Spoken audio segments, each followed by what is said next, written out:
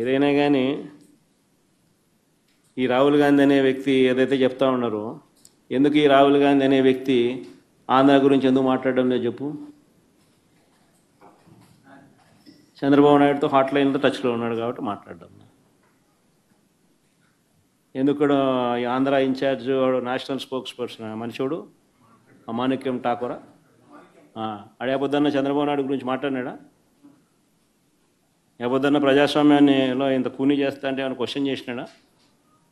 చంద్రబాబు నాయుడు ఇన్ని స్కాములు చేస్తున్నాడు, కంటి ముందర కనపడుతుంది.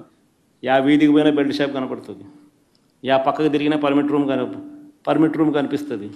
ఎంఆర్పి రేట్ల కన్నా ఎక్కువ రేటుకి అమ్ముతున్నారు. యా రోజైనా మాట్లాడినాడా? మన గురించి నా గురించి మాట్లాడతాడు. ఎందుకు చంద్రబాబు నాయుడు గురించి ఎందుకు మాట్లాడు?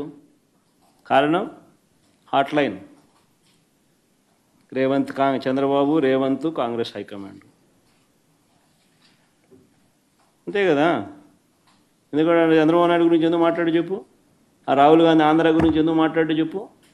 ఆంధ్రాలో అంతకన్నా పెద్ద జరిగింది కదా, ఇవి మాట్లాడుతున్నారు స్కాములు, ఇది ఎలక్షన్,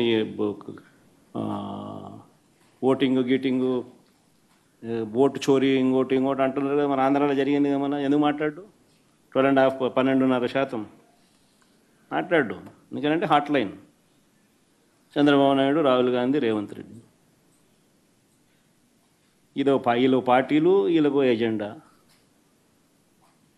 మన